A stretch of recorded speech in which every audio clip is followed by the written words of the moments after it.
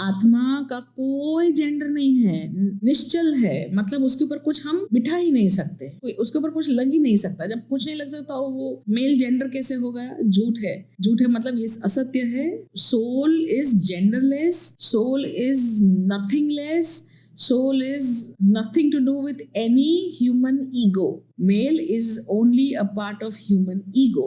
आदमियों के लिए बहुत अच्छी बात है और औरतों के लिए डरने वाली बात। ऑफिशियली आत्मा का कोई जेंडर नहीं होता, परमात्मा कोई पुरुष नहीं है, परमात्मा परमात्मा है। और अगर वो पुरुष होते तो वो परमात्मा नहीं होते, उनके ऊपर कुछ और होता। वो पुरुष कैसे जन्मा, कैसे कैसे नहीं, ये क्या होता है, उनकी कैपेसिटी नहीं है द ट्रूथ समझने की, और उसी को एनलाइटमेंट कहते हैं। इसलिए मैं खुद को एनलाइटमेंट कह रही हूँ कि मैंने देखा है, एक्सपीरियंस किया है, और मैं देख रही हूँ, मैं एक्सपीरियंस कर रही हूँ, मैं कंटिन्यूअसली इन वननेस में हूँ, परमात्मा के साथ वननेस में हूँ।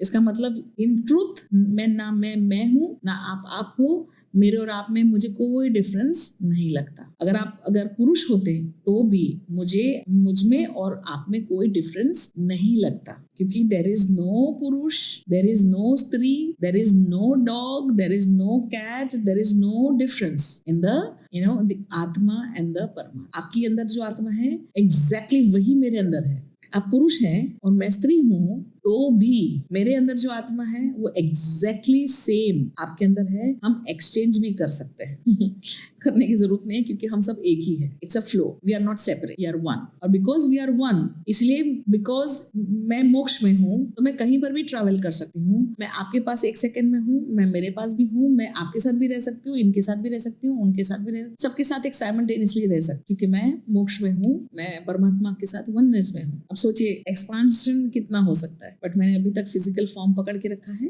Because I have to serve. God's grace है, हम सब पे गॉड्स ग्रेस है।